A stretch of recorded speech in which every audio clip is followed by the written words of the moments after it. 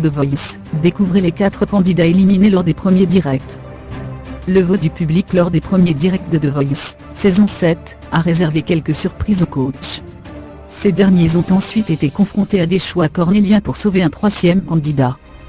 Première émission en direct, et premier vote du public pour les candidats de la saison 7 de The Voice. Autant dire qu'ils avaient la pression, les chanteurs du télécrochet de TF1. S'il n'y a pas eu de mauvaise note, il y a quand même eu 4 malchances puisque le public ne pouvait sauver que 2 talents, quand les coachs ont eu la lourde tâche d'en REPE accent circonflexe cher un 3e. Ce sont d'abord les protégés de Zazie, qui se sont prêtés à l'exercice. La star comptait dans son équipe plusieurs favorites telles que Malal ou encore Demi-Mondaine. Ce sont d'ailleurs les 2 chanteuses qui ont été choisies par le public. Et puis Zazie a finalement laissé partir Liv Delestal et son fameux chapeau en décidant de faire confiance au dernier garçon de son équipe, Edouard.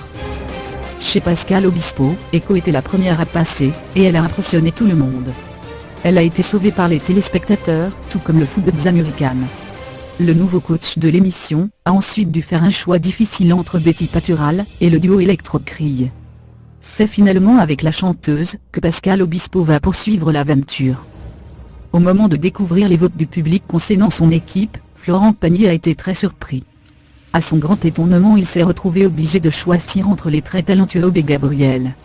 Le jeune virtuose du piano, Rafi Arto et Yasmine et Marie ayant conquis le public avec leur maîtrise parfaite. C'est finalement Aube que Florent Pagny a décidé de sauver. Dans l'équipe loufoque de Mika, il y a aussi eu des surprises. Souvenez-vous de Casanova. Ce candidat au nom de Canasson, sur qui personne n'aurait misé, avait déjà participé à The Voice.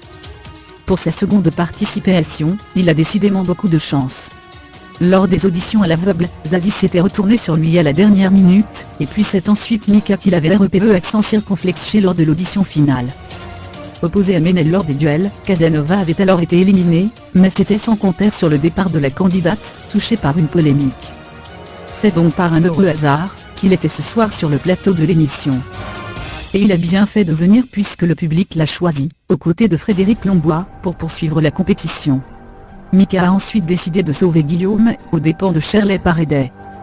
Les directs de The Voice, c'était aussi le baby bump de Karine Ferry.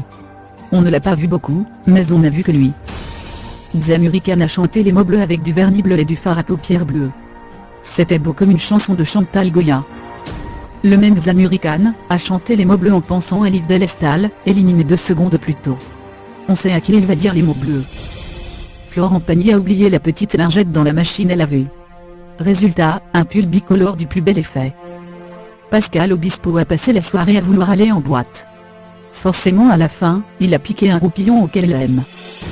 Quand Edouard a été sauvé par Zazie, on a bien cru que, fou de joie, ce dandy allait embrasser Liv Delestal sur la bouche.